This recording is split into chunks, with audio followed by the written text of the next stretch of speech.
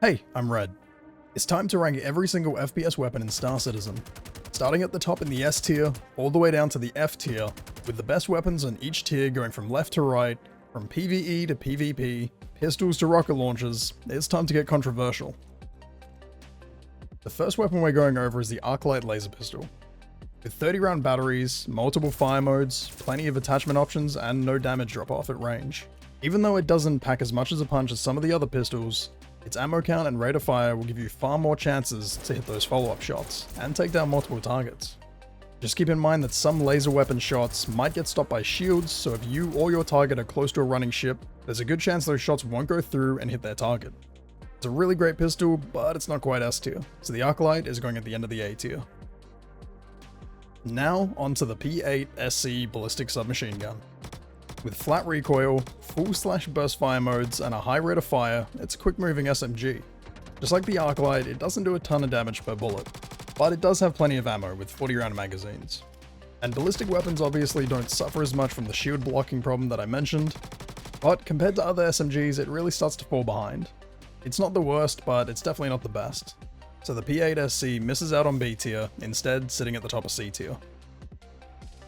Time for something long range, with the Scalpel Ballistic Sniper Rifle.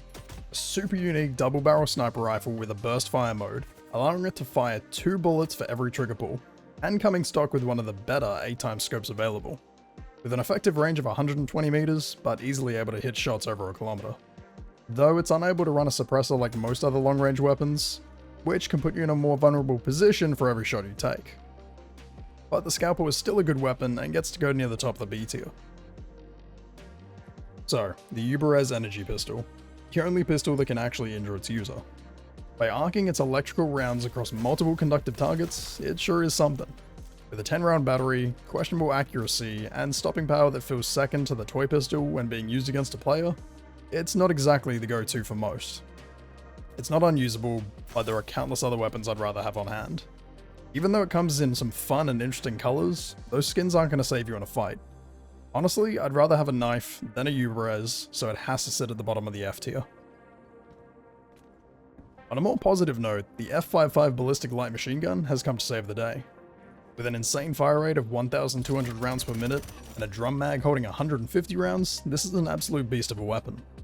With a fancy rotating Gatling barrel, the longer you hold down the trigger, the faster the fire rate goes. Like all LMGs, it's pretty heavy, which is worth remembering if you like to run and gun with med pens all over you. But unfortunately, it's another weapon that won't allow a suppressor, so you're gonna have to pick your fights. The F55 is amazing, and it deserves its spot here in the S tier. Following with another weapon made by Gemini, it's the LH-86 Ballistic Pistol. Being the only fully automatic pistol in Star Citizen, it's a fun weapon to run. With only 13 rounds in the mag, low damage, and absolutely zero recoil control when you switch it to spray and pray mode, the pistol might not save your life, but it'll definitely put a smile on your face. I found that if you aim for the target's shoes, most of the rounds will hit somewhere on their body. The LH-86 would be at the top of the cool category, but for this, it's down in the middle of the D tier. Now to a favourite of players across the verse, the Custodian Laser SMG. With a 60 round battery and 3 fire modes being full auto, burst, and a charge shot, which can fire 9 rounds at once, it's no surprise why people like it. Easy to find and cheap to buy, with plenty of attachments to make it work best for you, this super low recoil laser weapon will make you feel right at home. As one of the most well-rounded weapons in Star Citizen, the Custodian gets a top spot in the A tier. Time for something explosive, the GP-33 grenade launcher. Equipped with a rotating 6-round cylinder, 4-meter explosion radius, and max range of 200 meters, this launcher looks good on paper and even better in your hands, but it feels weirdly underpowered, requiring multiple direct hits to incapacitate someone, and is pretty inconsistent with its ragdoll effect when someone's within that 4 meters. And due to this, you rarely see players ever using it. Hopefully at some point this gets fixed, but for now the GP-33 grenade launcher has to go to the end of the C tier. Onto a weapon with the most insane recoil is a double barrel Ravager ballistic shotgun. Able to fire 1 or 2 shells at once, with 16 rounds total, and the biggest kick of any weapon so far. Get used to looking at the ceiling between shots, and make sure to have a backpack full of extra ammo, as this shotgun doesn't like to do real damage unless you put the barrel into the target's mouth. And forget about taking anyone out in full heavy armor, as you might just annoy them instead of injure them. Thankfully, if you like shotguns, there are other options for you, but the Ravager is down in the F tier. With a claimed max range of over 3,000 meters, we have the Arrowhead laser sniper rifle, as well as a charge shot delivering 50% more damage to the target at the cost of 4 rounds of the 10-round battery. And this weapon is somehow able to be suppressed even though the barrel and suppressor don't touch. Another good on paper but mediocre in practice weapon with the absolute worst 8x scope in the game, both blinding you and giving you zero useful information at the same time. I really want to like it, especially with the range and lack of damage drop off, but it feels super weak, and combined with a small magazine and low fire rate, there are just better options. So unfortunately, the Arrowhead is down in the D tier. From long range back to close quarters, it's time for the S38 ballistic pistol. Running the same ammo as the P8SC, for a pistol it hits pretty hard for only having 15 rounds in the magazine and no fancy fire modes. Sometimes simplicity is key, and this pistol proves that, by quickly putting down targets without worrying about using the whole mag. If you prefer ballistics over laser weapons, this is probably going to be the best pistol for you. As just another solid weapon in your arsenal, it gets its place at the bottom of the B tier. Up next is a personal favourite of mine, the S71 ballistic rifle. Though it's not really an assault rifle, but not really a sniper rifle either, it sits in this grey area of a designated marksman style rifle. With 30 round magazines, a max range of over 1 kilometer, and an amazing unsuppressed report, it's got a lot going for it. Unfortunately, its damage lets it down, at barely more than an assault rifle, while only being able to fire in single fire mode, so missing that first shot can decide the winner. I wish it could be higher, but for now, the S71 sits in the middle of the A tier. Back to the submachine guns, we have the Lumin V Laser SMG. Another identical twin design made by Clausen Werner, it's familiar to anyone that uses the Arrowhead or Arclight pistol. With a 45 round battery, but only firing in 5 round bursts, it stands out as different to say the least. Small weapon that feels really consistent when fired, compared to some other weapons. Though its damage per round is low, it's able to empty its mag into the target with a fire rate of 1,125 rounds per minute. As a solid laser weapon, the Lumin V goes into the C tier. It's a Space Futures equivalent of a Stinger, the Animus Missile Launcher, firing salvos of 3 missiles at a time, whether fired with or without a target lock. Each rocket does about 1,000 damage, meaning if you can hit your target with all 3, they're in for a bad day. But that's where the issues start.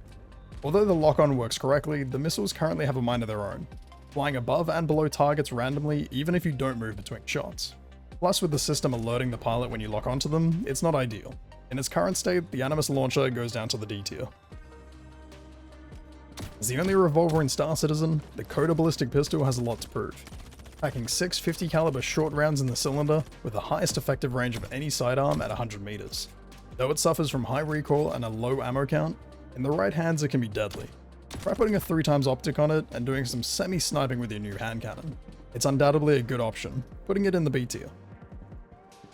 The classic 12 gauge pump action BR2 ballistic shotgun. Rocking a 12 shell drum magazine and the option for a suppressor, this low recoil shotgun is a better option than the Ravager, still needing to be extremely close to do any real damage and requiring multiple follow-ups to incapacitate. An SMG or heavy sniper with a 1x optic would be a better pick for close quarters. It's not the worst shotgun on the list, but it's still not great, so it's down in the F tier. Another long range option is the AO3 ballistic sniper rifle. A super unique design which I love despite the terrible 8x scope, which seems to be a recurring issue for Gemini made weapons. Plenty of ammo with 15 round magazines, but the shortest effective range of any sniper. With its damage dropping off rather quickly, it just manages to pull ahead of the Arrowhead sniper, as it's more consistent and faster to follow up shots. It's in a bit of a weird state, but for now it gets a spot in the C tier. One of the primary weapons of the UE Navy is the Gallant laser assault rifle. A strange dual burst mode weapon firing either 3 or 5 round bursts of its 60 round battery. Although it has a longer max range by a full kilometer than its little brother the Lumin V, it does less damage per second and is harder to keep on target. I want to like it, but without some work it has to go behind all of its family in the middle of the D tier. With another weapon that can arc between multiple targets, we have the Atzkav energy sniper rifle. Boasting one of the cleanest scopes in game with a 16x armor off. Stealing this optic is sadly the one and only reason to ever pick it up. Like its pistol sibling, the Yubarev, you can injure yourself while firing it, and it has some crazy skins available that won't help you in the slightest. With only an 8 round battery and the slowest fire rate of any weapon, scope S tier, weapon F tier. For the final submachine gun, we have the C54 ballistic SMG. Locked in to only fire its 40 round magazine in full auto, it's another gun with a wild fire rate at 1,100 rounds per minute. It runs similar ammo to the P8SE, but packs more punch. The damage drop-off hurts it the most, putting it way behind the Custodian in a head-to-head fight. As a solid gun that will have your back, the C54 secures a spot in the B tier. With only a few weapons to go, we have the Karna Plasma Assault Rifle. As one of only 2 plasma weapons available in Star Citizen, along with having full auto, burst, and charge shot from its 30 round magazine, this is one special rifle. Although its damage drops off considerably at range, it's both effective and popular for a reason. With easy to control recoil and quick reloads, it deserves its spot in the A tier. The last Gemini weapon on the list is the R97 fully automatic ballistic shotgun. It hits harder, fires faster, and doesn't lose as much damage over range as its competitors. With a 10 shell magazine and 2 fire modes, you can set this weapon to full auto and spray a target or general direction with 120 pellets before needing to reload. Currently the best and most fun shotgun in the game, the R97 closes off the C tier. One of, if not the most commonly used weapon in its class, is the P4AR Ballistic Assault Rifle. Another simple yet highly effective weapon made by Bering, it's no surprise why it's a go-to primary weapon, whether it's for self-defense or taking down a hostile bounty. With a 30 round 5.56 magazine and multiple fire modes, it's a versatile weapon that deserves its spot in the B tier.